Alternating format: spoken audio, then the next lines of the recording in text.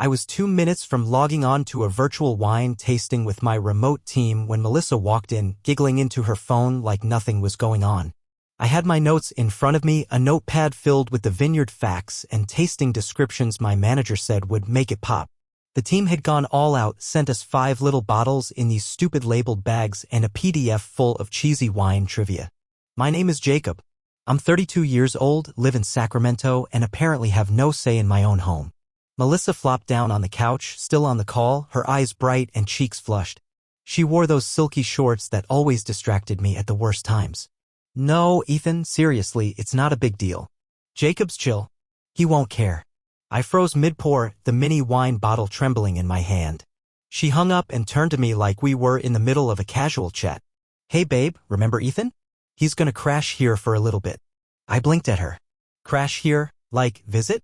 No, like stay. She said it like we were talking about a dog we were pet-sitting. He had some housing emergency. His sublease fell through, or whatever. He's got nowhere else. I stared at her. Wait, Melissa, what? She smiled, getting up and stretching. I knew you'd be cool about it. You're always good under pressure. And besides, she kissed my cheek quickly, you're the chill one. I didn't say anything. My brain was working in reverse. Ethan? Her old friend Ethan? As in Ethan who used to send her Spotify playlists at midnight, Ethan? She breezed past me toward the bathroom. I'm gonna shower before your wine thing. Don't wait up. And then she was gone. The bathroom door clicked shut behind her, the water came on, and I just stood there. The little wine bottles sat untouched on the table. My headset glowed from the desk, waiting to go live. I wasn't breathing. Not really. Because she hadn't asked me. She hadn't discussed this. She had informed me. Like we were roommates and she had decided her cousin was coming to crash. Except Ethan wasn't her cousin. Ethan was Ethan. I sat down slowly, my hands cold. She'd made a choice and didn't think I needed to be part of it. I stared at the bathroom door, trying to feel anything but panic. Instead, all I could think was, this wasn't a suggestion. It was a decision. And I wasn't part of it. The sound of the shower was still going. I don't know how long I sat there at the table, wine bottles lined up like they were mocking me. I missed the meeting. Didn't even message the team. Just sat there, replaying the last 5 minutes over and over like I was trying to find the part where it made sense. Ethan. Moving in. Into my house. It wasn't just the surprise. It was the way she said it, like he was an Amazon package being dropped off at the front door.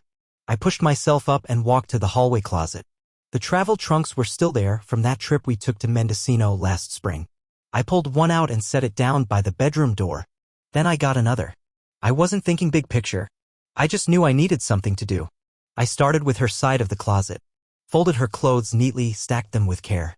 The drawers, too. I didn't rush. I wasn't angry yet, not the yelling kind, just hollow. Every folded shirt, every makeup bag, every stupid labeled drawer organizer, we bought all of it together. I remembered picking out the gray velvet set from Target while she argued with me about whether our color scheme was too cold. I remember laughing about it in the car. Now I folded those same organizers and slid them into the trunk like they belonged to someone I barely knew.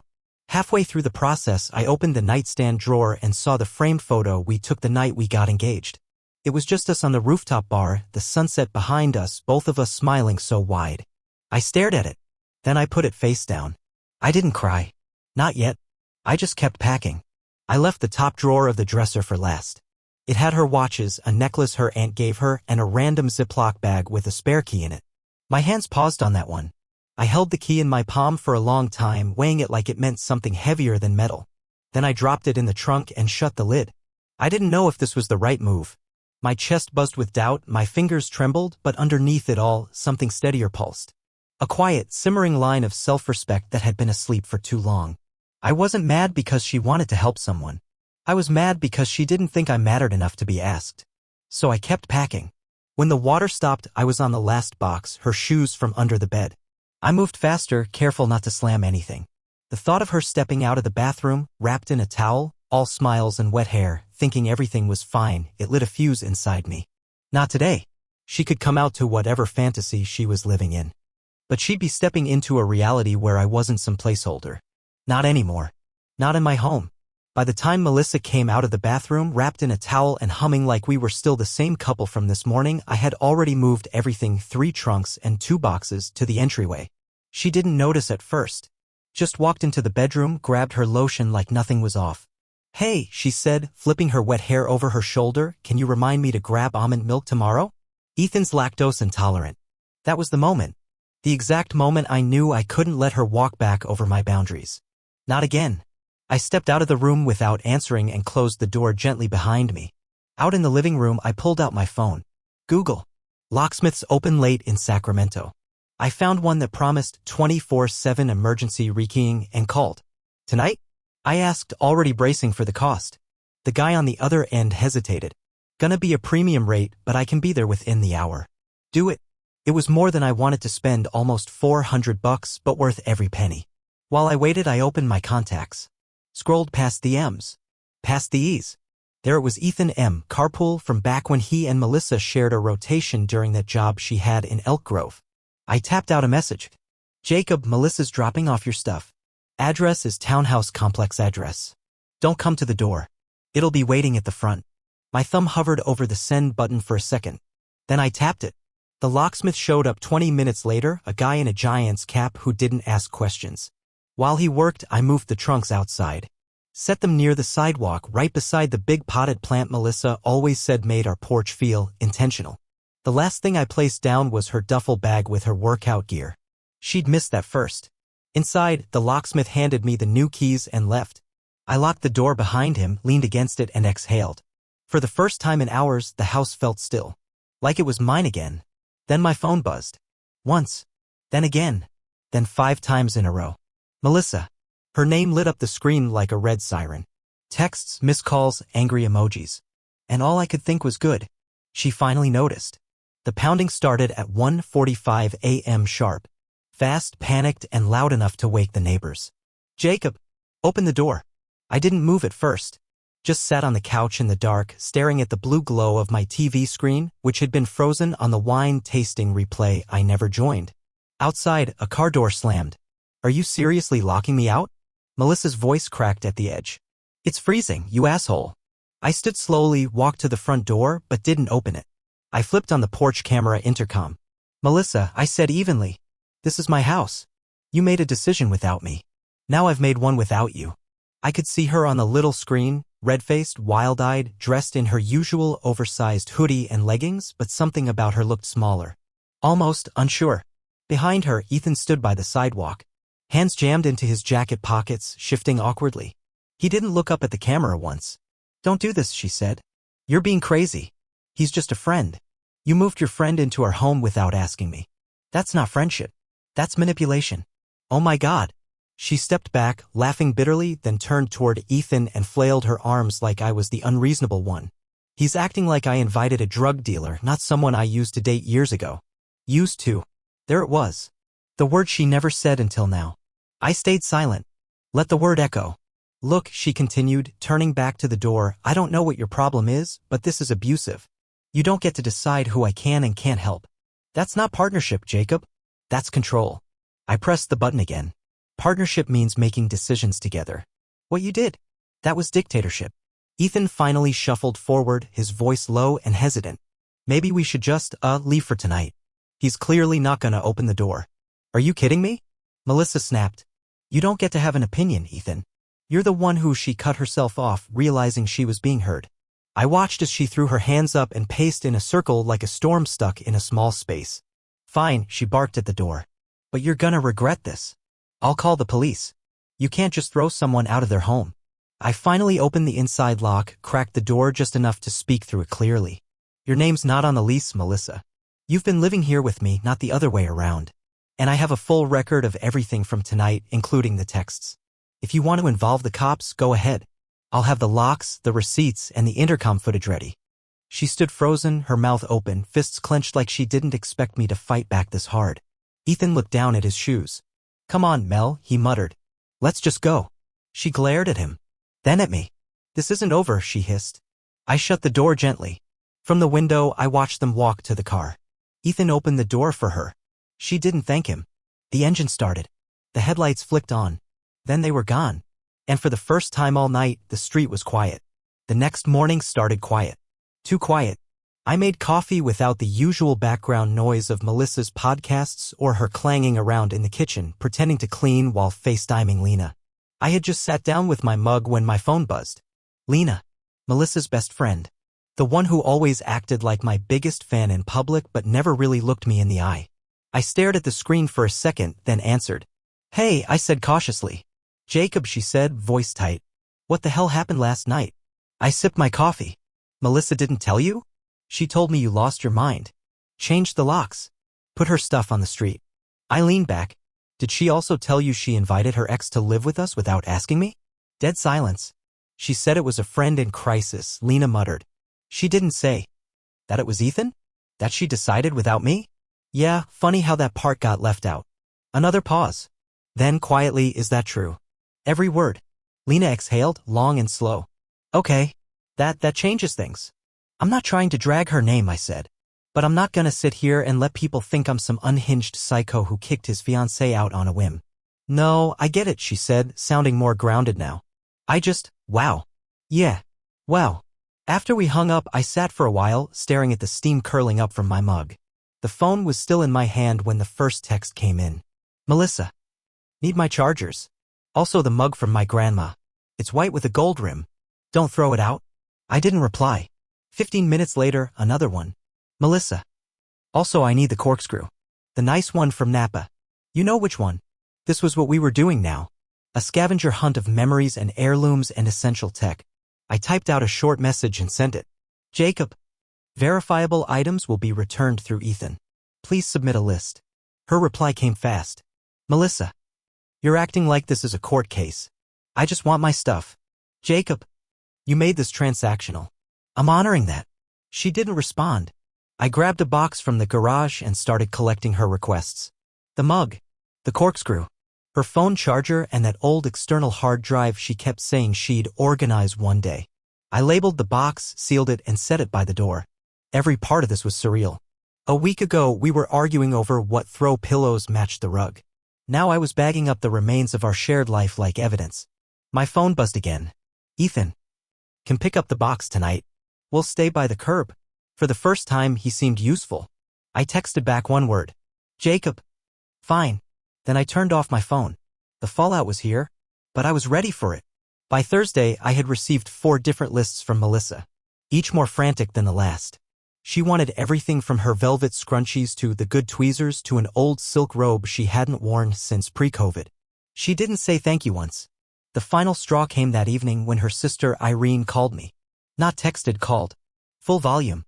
You seriously aren't giving her back her laptop? She snapped before I could say hello. I closed the dishwasher with my hip, hands still damp. Excuse me. She says you're keeping her work stuff hostage. That's her livelihood, Jacob. I rubbed my forehead. Everything's boxed up. Her laptop, cables, office chair, even the mail she never changed over. It's all sitting in my hallway ready for pickup. She just has to coordinate with Ethan. Irene paused. Oh. She really told you I was blocking her from working? She made it sound like you were punishing her. I took a deep breath. I'm not punishing anyone. I'm protecting myself. She made decisions without me and I responded. That's it. I could hear her breathing on the other end, processing it. She also didn't tell you Ethan wasn't homeless, did she? What are you talking about? I walked over to the window. The sky was turning that soft golden pink it always does before sunset. My house finally felt still again, but I could feel the old chaos trying to claw back in. I got a message from somebody who knows Ethan. Guy named Ray. We used to work together. He's friends with one of Ethan's roommates. He heard about the situation and figured I should know. What did he say? I hesitated. Saying it out loud would make it real. Ethan wasn't in any kind of housing crisis. He wasn't being evicted. His lease was still active. He was just trying to move into a cheaper place. He asked Melissa if he could stay with her to cut costs. Irene went quiet. She was planning to move in with him, I added. That's what this was about. It wasn't about helping someone in need. It was about slipping out the back door of our life while smiling to my face. A long silence hung between us. Then finally Irene spoke. She said she'd just be helping him for a week or 2. She said you were overreacting. She lied to you too. There was another pause. Send me the screenshots, she said. I already have them saved, I replied. I'll send them now. After we hung up, I forwarded Ray's texts along with the photo he'd taken of Ethan's apartment listing, still posted online, still up for sublease. It was all the confirmation I needed. Melissa wasn't blindsided. She wasn't navigating a difficult situation. She had plans. Plans that didn't involve me. And now they were unraveling. Later that night, I heard my phone buzz again. This time, it was a message from a coworker named Jen. Jen? Hey. Sorry if this is weird, but saw something on Melissa's IG story yesterday. She posted a quote about healing after narcissistic abuse and removing toxic men from your life. Just figured you should know. I blinked at the screen. She'd already moved to damage control. Already started rewriting the story. But I wasn't panicking. I was documenting. I screenshotted the post, saved it with the others, and added a line to my new folder. Emotional manipulation escalation public smear attempt. They say truth takes its time. But I had patience. And now I had proof. The next morning, I woke up early and sent 2 emails. One to Irene. The other to Lena. Subject line, something you should know.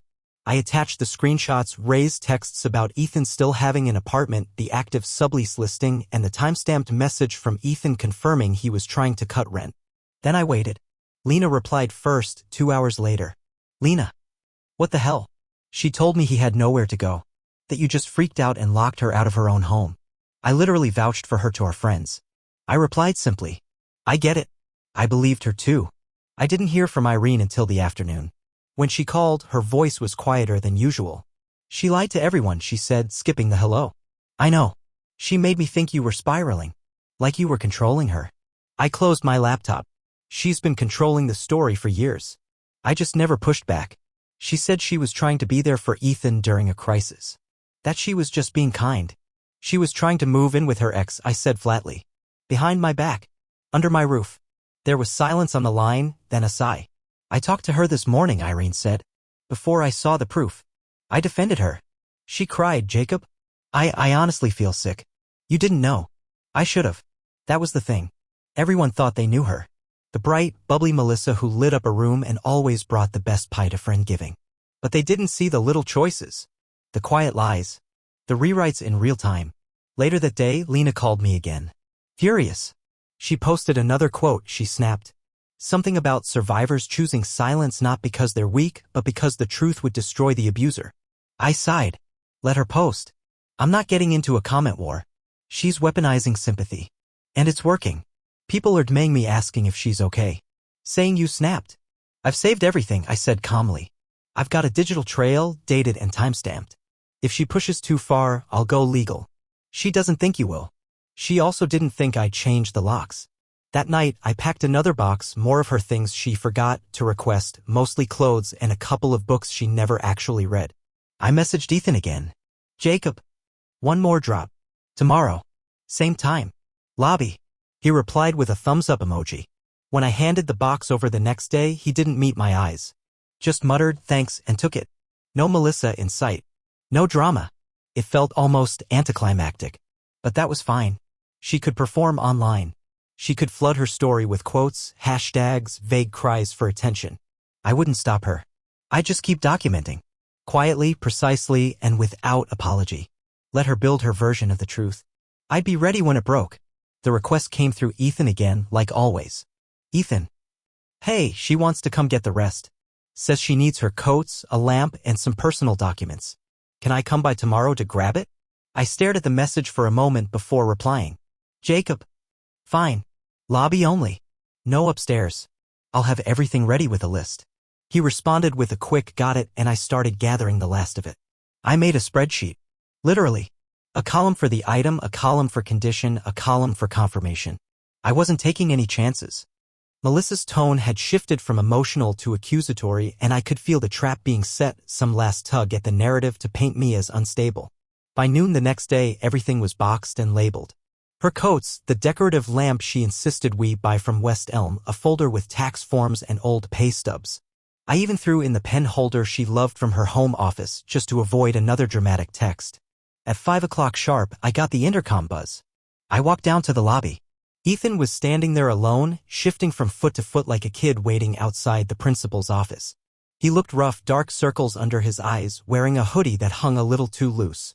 Hey, he said, barely above a whisper. I nodded. It's all here? I pointed to the dolly I borrowed from the front desk. 3 boxes, sealed and numbered. A copy of the item list was taped to the top. Ethan glanced at it, then at me. She said thanks. I raised an eyebrow. Did she? He looked down. She's been intense. I didn't reply. As he reached for the dolly, he paused. Look, I didn't know she was planning to move in with me. I swear. I thought it was just temporary. I didn't believe him. Not fully. But something in his voice sounded tired.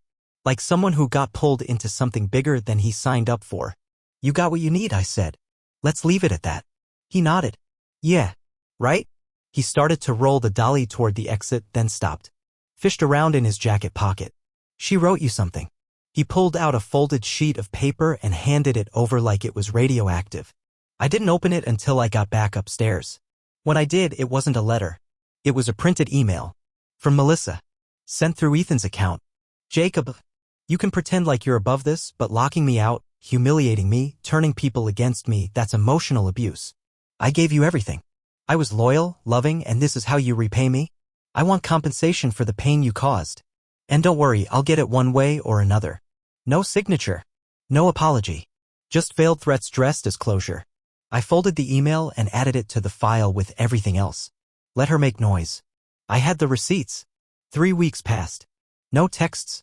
No knocks. No drama. I started sleeping through the night again. The silence was strange at first, too clean, too quiet. But eventually it felt like peace.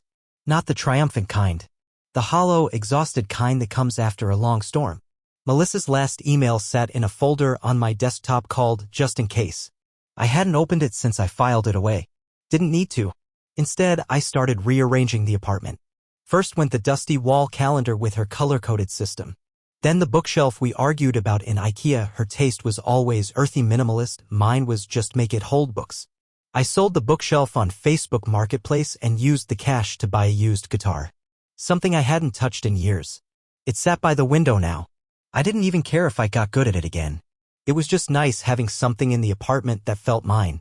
I painted one wall in the bedroom. Took down her twinkle lights and the framed quote that said love shows up. I replaced it with a print of Yosemite. Something solid. Real. The place felt different now. Not in a single guy reclaiming his man cave way. Just grounded. Lighter. But emotionally? I was still untangling things. I wasn't heartbroken. I was tired. The kind of tired that lives in your bones. Melissa didn't just blindside me with Ethan, she made me question my own instincts, my ability to see people clearly. That messed with me more than I wanted to admit. Still, the anger had faded. What was left was something duller. Heavier. Grief, maybe not for her, but for who I thought she was. Some nights, I'd catch myself expecting her voice. Her footsteps in the hallway. I'd turn the corner and half expect her to be there, curling up on the couch, lighting one of her overpriced candles. But all I got was silence. And that was fine. Rumors started trickling in from mutuals. Lena texted me a week ago, totally out of the blue. Just FYI, heard through the grapevine Ethan's crashing at his brother's. He and Melissa aren't exactly thriving. Something about him sleeping on the couch. I didn't ask for more. I didn't care about the details. I just smiled barely and kept working on my guitar chords. Justice wasn't some courtroom scene. There wasn't going to be a dramatic reveal or a final confrontation in a parking lot. Justice, for me, was this. Waking up alone in my own home and feeling okay. Making coffee and not bracing for another passive-aggressive comment. Walking through my front door and knowing nobody's lying behind it. Melissa thought she won when she blindsided me. Thought her charm and chaos could carry her through. But when the show ended, she was left with a cardboard cutout of a relationship built on half-truths and shared Spotify playlists. And me? I was done playing a rigged game. I didn't win. I just walked away. And that was enough.